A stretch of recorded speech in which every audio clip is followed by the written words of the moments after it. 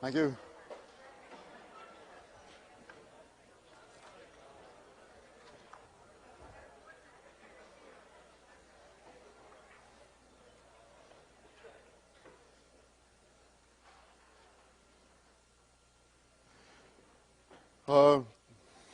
This is a brief, so the equation, and we got the characteristic equation from last time.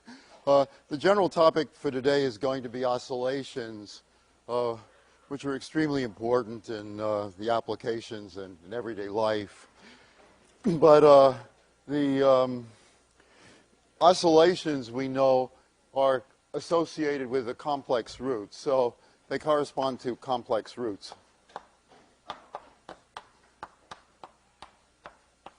of that characteristic equation, r squared plus br plus k equals 0.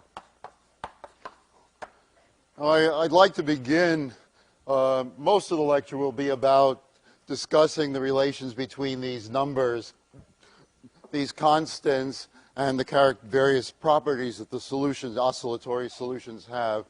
But before that, I'd like to begin by clearing up a couple of questions almost everybody has at some point or other when they study the case of complex roots. Complex roots are the case which produce oscillations in the solutions. That's the relation, and that's why I'm talking about this for the first few minutes. Now, so you get what is the problem? The complex roots, of course, there will be two roots, and they're complex conjugates of each other. So they'll be of the form a plus or minus bi. Last time I showed you I took the root r equals a plus bi, which leads to the solution. The corresponding solution is a complex solution, which is e to the a t a plus ibt. And what we did was, the problem was to get real solutions out of that. We needed two real solutions. And the way I got them was by separating this into its real part and its imaginary part. And I proved a little theorem for you that said both of those give solutions. So the real part was e to the at times cosine bt, and the imaginary part was e to the at sine bt. And those were the two solutions. So here was y1, and the point was those, out of the complex solutions, we got real solutions. We have to have real solutions because we live in the real world. The equation is real. Its coefficients are real. They represent real quantities. That's the way the solutions, therefore, have to be. So the point is, these are now real solutions. These two guys, y1 and y2. Now, the first question almost everybody has, and I was pleased to see that at the end of the lecture, a few people came up and asked me, yeah, well, you took a plus bi, but there was another root, a minus bi. You didn't use that one. That would give two more solutions, right? Of course, they didn't say that. They were too smart. They just said, what about that other root? Well, what about it? The reason I don't have to talk about the other root is because although it does give two solutions, it doesn't give two new ones. Maybe I could indicate that most clearly here, even though you won't be able to take notes, by just using colored chalk. Suppose instead of a plus bi, I'd used a minus bi. What would have changed? Well, this would now become minus here.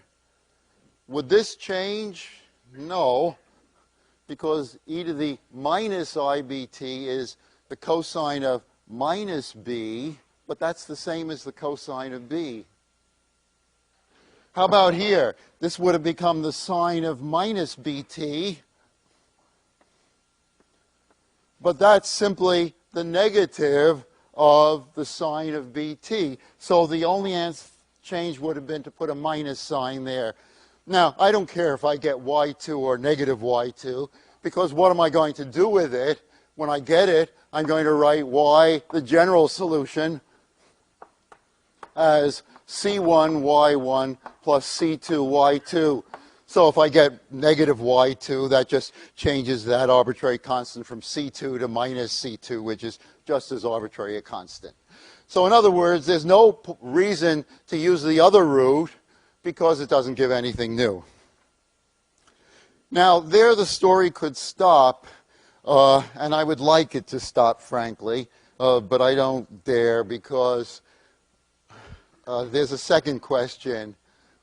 And I'm visiting recitations, not this semester, but in previous semesters in 1803.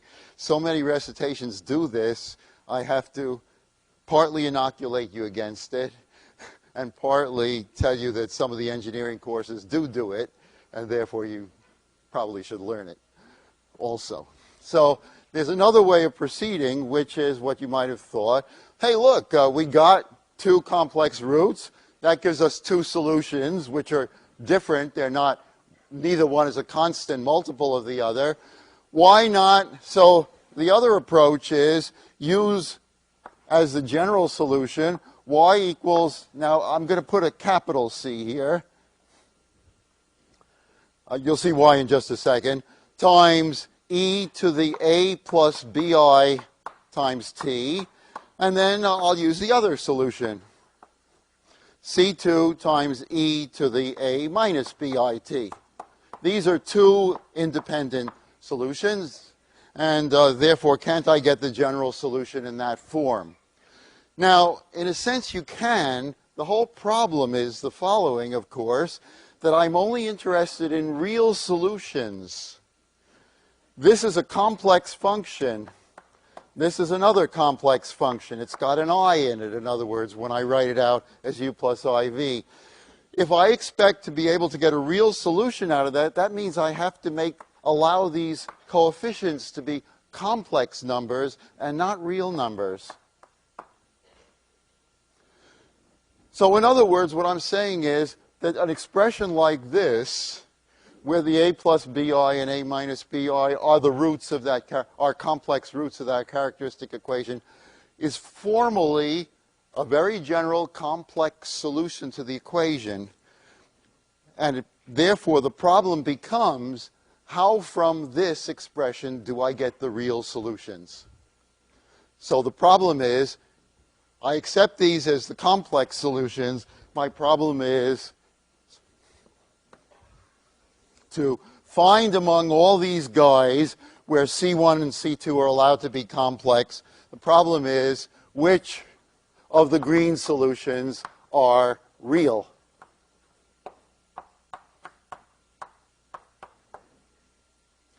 Now there are many ways of getting the answer. There's a super hack way.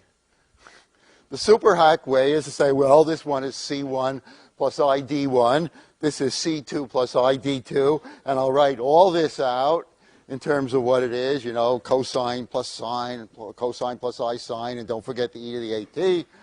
And I'll write it all out, and it'll take an entire board. And then I'll just see what the condition is. I'll write its real part and its an imaginary part, and then I'll say the imaginary part has got to be 0, and then I'll see what it's like. That works fine. It just takes too much space. And also, it doesn't teach you a few things that I think you should know. So I'm going to give another. So let's say we can answer this two ways by hack. In other words, multiply everything out. Multiply all out. Make the imaginary part equal 0. Now, here's a better way, in my opinion. What I'm trying to do is, this is some complex function, u plus iv. How do I know when a complex function is real? I want this to be real. Well, the hack method corresponds to saying v must be equal to 0. It's real if v is 0. So expand it out and see when v is 0. There's a slightly more subtle method, which is to change I to minus I. And what? And see if it stays the same. And see if it stays the same. Because if I change I to minus I, and it turns out the expression doesn't change, then it must have been real. See that? V must have been 0 if this expression doesn't change when I change I to minus I. Well, sure, but, well, you'll see it work. All right, now that's what I'm going to apply to this. If I want this to be real, I rephrase the question for the green equation, the green solution, as change. So I'm going to change I to minus I in the green thing. And that's going to give me what conditions, and that will give conditions on the C's.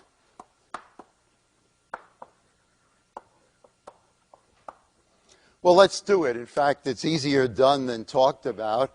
Let's take the green solution and change. So I don't want to, well, I better recopy it. C1. So these are complex numbers. That's why I wrote them as capital letters, because little letters you tend to interpret as real numbers. So C1, e to the a plus bit, I'll recopy it quickly, plus C2, e to the a minus bit. Okay, we're going to change I to negative I. Now, here's a complex number. What happens to it when you change I to negative I? You change it into its class? What do we change it into? Its complex conjugate, right? And the notation for complex conjugate is you put a bar over it. So in other words, when I do that, the C1 changes to C1 bar, complex conjugate, the complex conjugate of C1.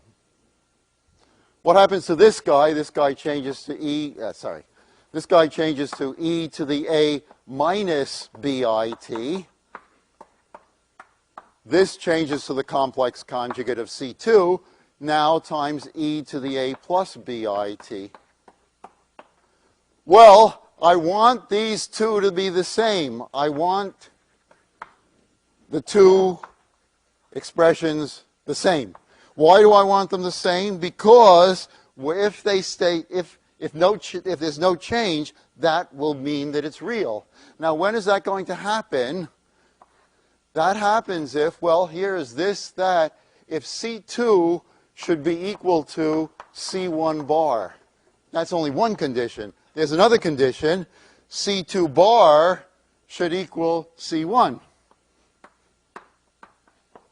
So I get two conditions, but there's really only one condition there, because if this is true, that's true too. I simply put bars over both things, and two bars cancel each other out. If you take the complex conjugate and do it again, you get back where you started with. Change I to minus I, and then I to minus I again. Well, never mind. Anyway, these are the same. This equation doesn't say anything that the first one didn't say already. So this one is redundant. And our conclusion is, that the real solution to the equation are, in their entirety, I now don't need both C2 and C1. One of them will do. And since I'm going to write it out as a complex number, I'll write it out in terms of its coefficient. So it's C1, let's just simply write it. C plus I times D. That's the coefficient. That's what I called C1 before. And that's times e to the a plus bit. There's no reason why I put bi here and id there, in case you're wondering. Sheer caprice.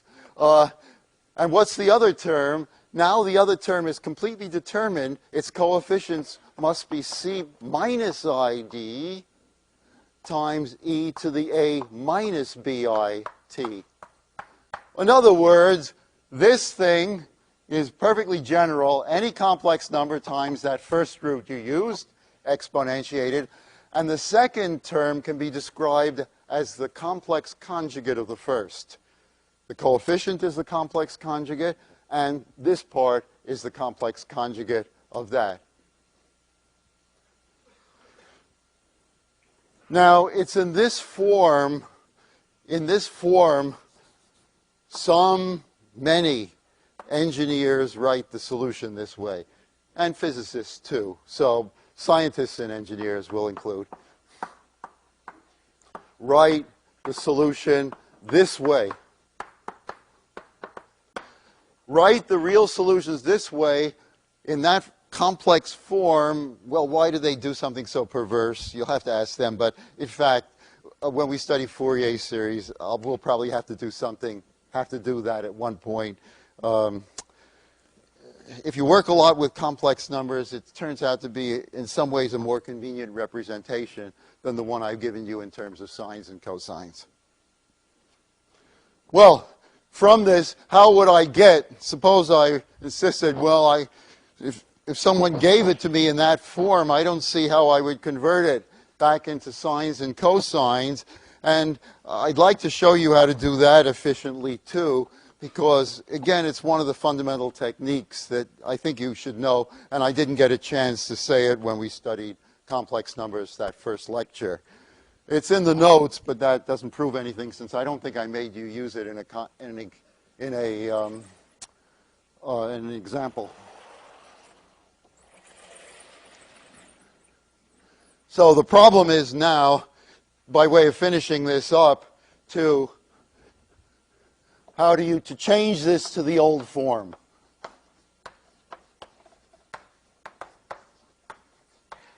I mean the form involving sines and cosines.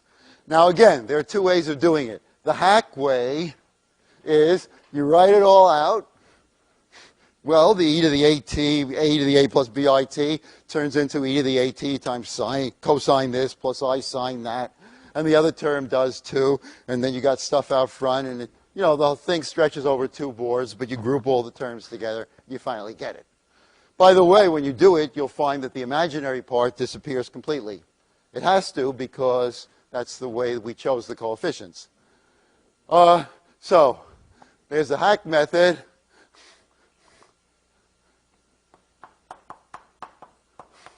Write it all out. Blah, blah, blah, blah, blah, blah, blah, blah. And nicer and teach you something you're supposed to know. Write it this way. First of all, you notice that both terms have an e to the at factor. Let's get rid of that right away. I'm pulling it out front because that's automatically real and therefore isn't going to affect the rest of the answer at all. So let's pull out that. And what's left? Well, what's left, you see, involves just the two parameters, c and d. So I'm going to have a c term, and I'm going to have a d term. What multiplies the arbitrary constant c? Answer. After I removed e to the at, what multiplies it is e to the bit plus e to the bit. Let's write it ibt. And the other term is plus e to the negative ibt. You see how I got that? Pulled it out. And how about the d? What goes with d? D goes with, well, first of all, there's an I in front that I better not forget. And then the rest of it is I, so it's id times. It's e to the bit, e to the ibt, minus now e to the minus ibt. So that's the way the solution looks. It doesn't look a lot better, but now you must use the magic formulas, which I want you to know as well as you know Euler's formula. Even better than you know Euler's formula, okay? And they're a consequence of Euler's formula. They're Euler's formula read backwards. Euler's formula says you got a complex exponential, here is how to write it in terms of sines and cosines. The backwards thing says you got a sine or a cosine, here's the way to write it in terms of complex exponentials. And remember, the way to do it is cosine A is equal to e to the IAT IA plus e to the negative IA divided by 2. And sine of A is almost the same thing except you use a minus sign. And what everybody forgets, you have to divide by I. So this is the backward version of Euler's formula. The two of them taken together are equivalent to Euler's formula. If I took cosine A, multiplied this through by I, and added them up, on the right-hand side, I'd get exactly e to the IA. I'd get Euler's formula, in other words. All right, so what does this come out to be, finally? This is this particular sum of exponentials you should always recognize as real. You know it's real because when I change I to minus I, the two terms switch, and therefore it's real. The expression doesn't change. What is it? This part is twice the cosine of BT. What's this part? This part is 2I times the sine of BT. And so what does the whole thing come out to be? It is e to the AT times 2C cosine BT plus I times, did I lose possibly a, no, it's okay. Minus, I times I is minus, so minus 2D times the sine of BT. Shall I write that out? So in other words, it's e to the AT times 2C cosine BT minus 2D times the sine of BT, which is, since 2C and negative 2D are just arbitrary constants, just as arbitrary the constants as C and D themselves are, this is our old form of writing the solution, real solution. So here's the way using sines and cosines, and there's the way that uses complex numbers and complex functions throughout. Notice, they both have two arbitrary constants in them, C and D. Two arbitrary constants that you expect, but that has two arbitrary constants in it too, just the real and imaginary parts of that complex coefficient, C plus ID. Well, that took half the period, and it was a long, I don't consider it a digression because learning those ways of dealing with complex numbers and complex functions is a fairly important goal of this course, actually.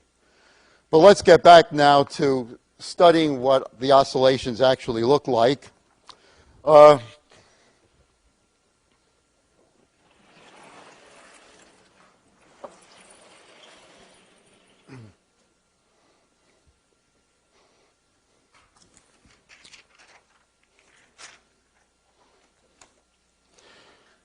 Okay,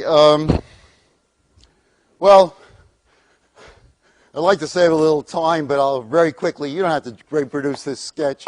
I just want you to, I remember very well from Friday to Monday, but I can't expect you do for a variety of reasons.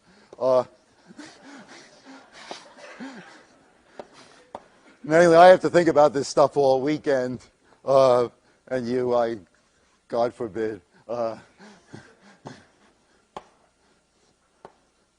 So here's the picture, and I won't anymore explain what's in it, but except there's the mass, here is the spring constant, the spring with its constant here, here is the dashpot with its constant.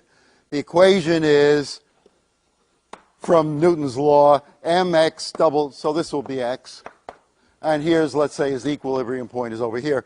It looks like mx double prime, we derived this last time, plus cx prime plus kx equals 0. And now if I put that in standard form, it's going to look like x double prime plus c over m x prime plus k over m times x equals 0. And finally, the standard form in which your book writes it, which is good, it's a standard form in general that is used in the science and engineering courses. One writes...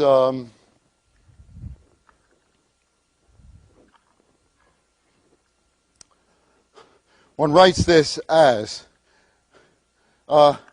just to be perverse, I'm going to change x back to y, okay?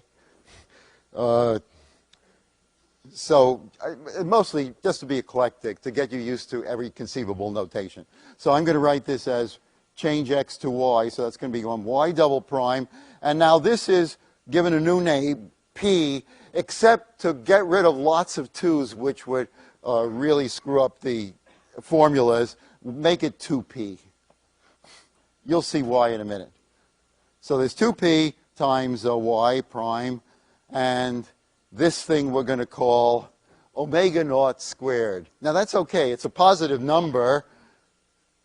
Any positive number is the square of some other positive number. You know, take its square root. You'll see why. It just makes the formulas much pretty to call it that. And it makes also a lot of things much easier to remember. So all I'm doing is changing the names of the constants in that way in order to get better formulas. Easier to remember formulas at the end. Okay, now we're interested in the case where there's oscillations. In other words, I only care about the case in which this has complex roots. Because if it has just real roots, that's the overdamped case. I don't get any oscillations. Oscillations is by far the more important of the cases, two cases. I mean, just because, I don't know, I could go on for 5 minutes listing things that oscillate.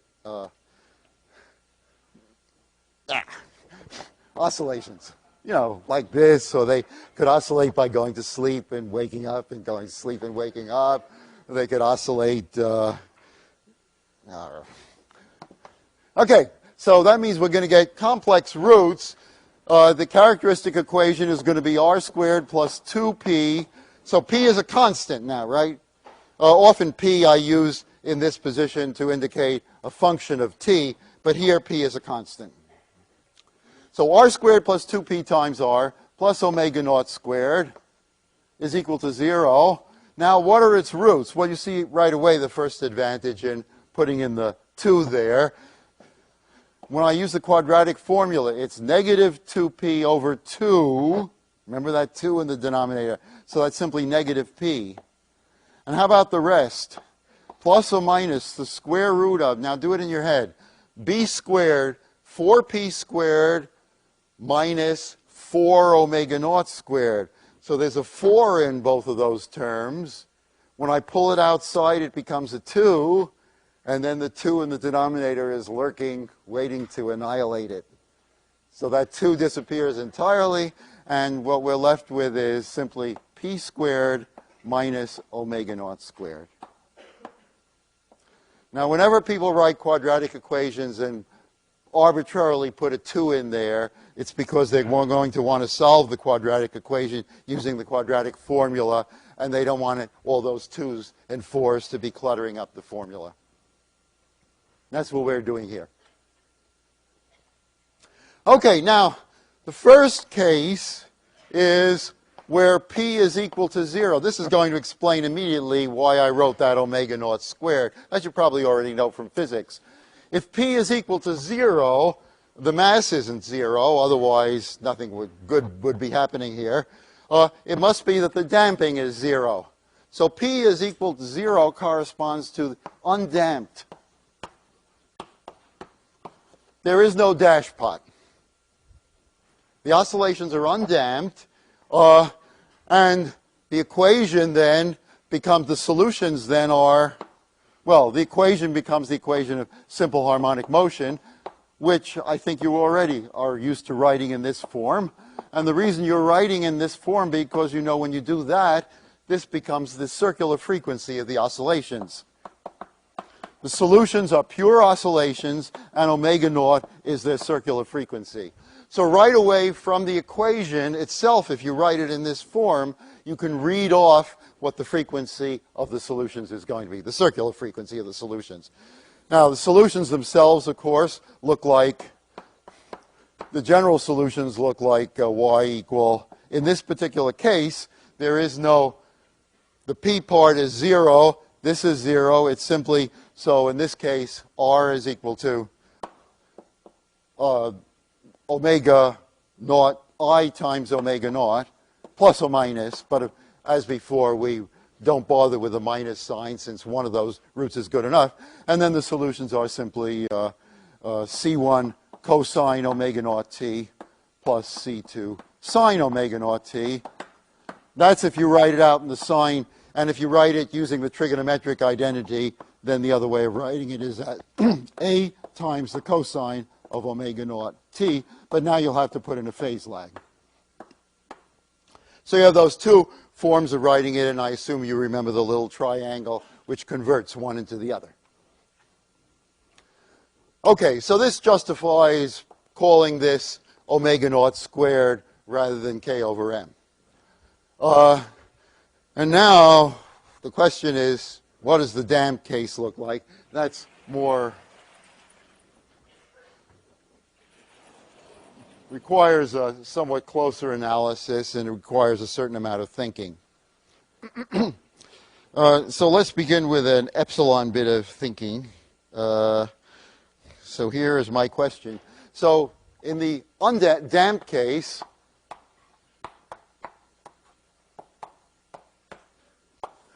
how do I want to be sure that I'm getting oscillations. When do I get oscillations if, well, we get oscillations if those roots are really complex and not masquerading. Now, when are the roots going to be really complex?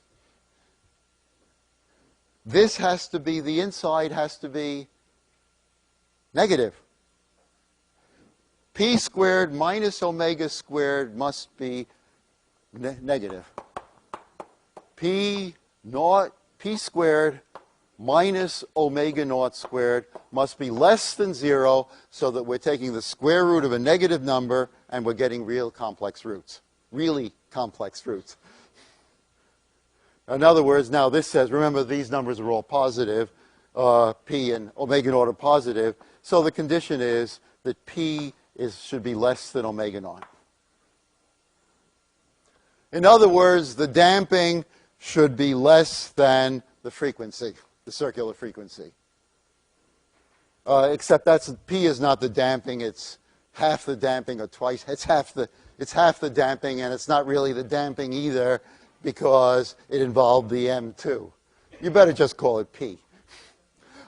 Naturally, I could write the condition out in terms of C, M, and K, so your book does that, but I'm not going to. Gives it in terms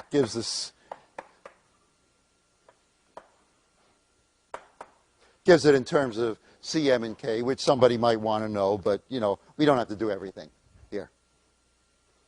Okay, so let's assume that this is true. Then what does the solution look like? Well, we already experimented with that last time. I'm going to first draw it. Remember, there was some guiding thing which was an exponential, and then down here we wrote the negative. So this was an exponential. In fact, it was the exponential e to the negative p t. And in between that, the curve tried to do its thing. So the solution then looks sort of like this. It oscillated, but it had to use that exponential function as its guidelines, as its amplitude, in other words. Now, this is a really, truly terrible picture. It's so terrible it's unusable. Okay, this picture never happened.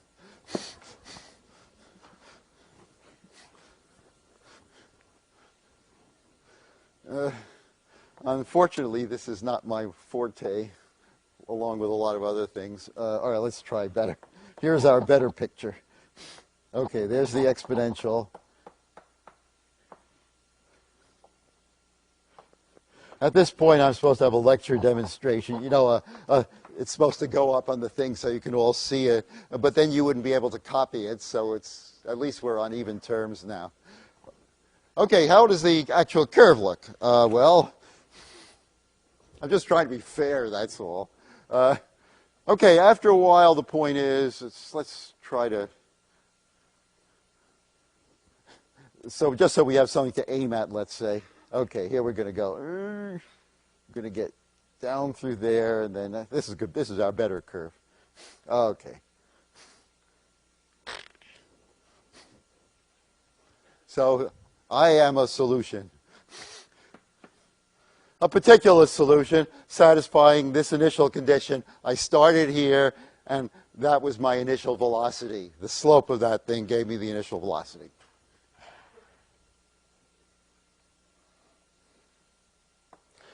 Now, the interesting question is, the first, in some ways, the most interesting question, though there'll be others too, is, what is this spacing? Well, that's a period. And now, the period would be, it's half a period. I clearly ought to think of this as the whole period. So let's call that, I'm going to call this pi over, so this spacing here, from there to there, I'll call that pi divided by omega 1, because this, from here to here, should be, I hope, twice that, 2 pi over omega 1. Now, my question is, so this, for a solution, it's, in fact, is going to cross the axis regularly in that way. My question is, how does this period, so this is going to be its half period. I'll put period in quotation marks because this isn't really a periodic function because it's decreasing all the time in amplitude, but it's trying to be periodic. At least it's doing something periodically. It's crossing the axis periodically. So this is the half period. 2 pi over omega 1 would be its full period. What I want to know is, how does that half period, or how does omega 1 is called its pseudo-frequency. This should really be called its pseudo-period. Everything's pseudo, everything's fake here. You know, like the amoeba has its fake foot and stuff like that. Okay. So this is its pseudo-period, pseudo-frequency, pseudo-circular frequency, but that's hopeless. I guess it should be circular pseudo-frequency, or pseudo, I don't know how you say that. I don't think pseudo is a word all by itself, not even in 1803. Circular.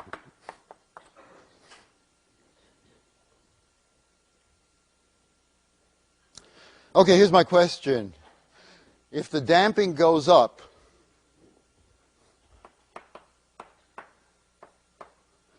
this is the damping term. If the damping goes up, what happens to the pseudo-frequency?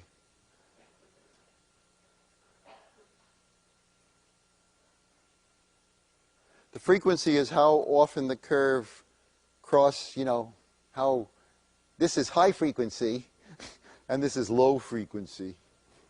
Okay? So my question is, which way does the frequency go? If the damping goes up, does the frequency go up or down? Down.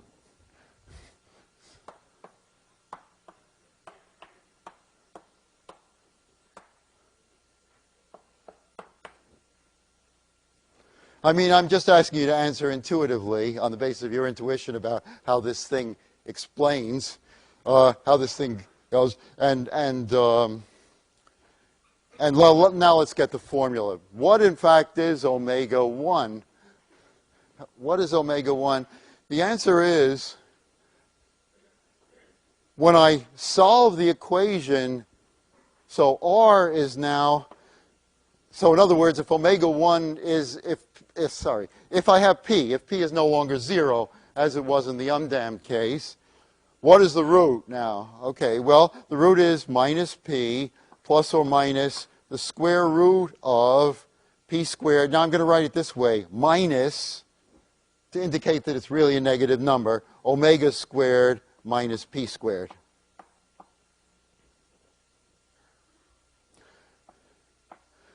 Now, I'm going to call this, because you see when I change this to sines and cosines, the square root of this number is what's going to become that new frequency. I'm going to call that minus P plus or minus the square root of minus omega 1 squared. That's going to be the new frequency. And therefore, the root is going to change so that it's the corresponding solution then is going to look how? Well, it's going to be e to the negative pt times, let's write it out first in terms of sines and cosines, times the cosine of, well, the square root of omega 1 squared is omega 1. But there's an I out front because of the negative sign in front of that. So it's going to be the cosine of omega 1t plus c2 times the sine of omega 1t. Or if you prefer to write it out in the other form, it's e to the minus pt times some amplitude, which depends on c1 and c2, times the cosine of omega 1t minus the phase lag. Now when I do that, you see omega 1 is this pseudo-frequency. In other words, this number omega 1 is the same one as I've identified here.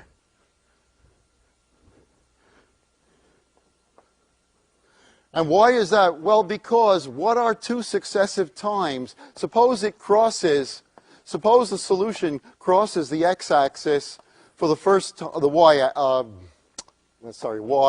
t-axis. For the first time at the point t1, what's the next time it crosses? At t2. Let's jump to the 2 times it crosses. So this is I want this to be a whole period, not a half period. What's t2? Well, I say that t2 is nothing but 2 pi divided by omega 1, and you can see that because when I plug in, if it's 0, if I have a point where it's 0, so omega 1t minus phi, when will it be 0 for the first time? Well, that will be when the cosine has to be 0, so it'll be some multiple of, it'll be, say, pi over 2. Then the next time this happens will be, if that happens at t1, then the next time it happens will be at t1 plus 2 pi divided by omega 1. That will also be pi over, that will be pi over 2 plus, how much? Plus 2 pi, which is the next time the cosine gets around and is doing its thing, becoming 0 as it goes down, not as it's coming up again. In other words, this is what you should add to the first time to get this second time that the cosine becomes 0, coming in the direction from top to the bottom. So, this is in fact the frequency with which it's crossing the axis. Now, notice, gee, I'm running out of boards. What a disaster. In that expression, take a look at it. I want to know what depends on what. So, P. In that, we got constants. We got P, we got phi, we got A. What else we got? Omega 1. What do these things depend upon? You've got to keep it firmly in mind. This depends only on the ODE. It's basically the damping. It depends on C and M. It's essentially, it's C over 2M, actually. How about phi? Well, phi, what else depends only on the ODE? Omega 1 depends only on the ODE. What's the formula for omega 1? Omega 1 squared. Where do we have it? Omega 1 squared, I never wrote the formula for you. So we have omega naught squared minus p squared equals omega 1 squared. What's the relation between them? That's the Pythagorean theorem. If this is omega naught, then this omega 1, this is p. They make a little right triangle, in other words. The omega 1 depends on the spring. So it's equal to, well, it's equal to that thing. So it depends on the damping, and it depends upon the damping, and it depends on the spring constant. How about the phi and the A? What do they depend on? They depend upon the initial conditions.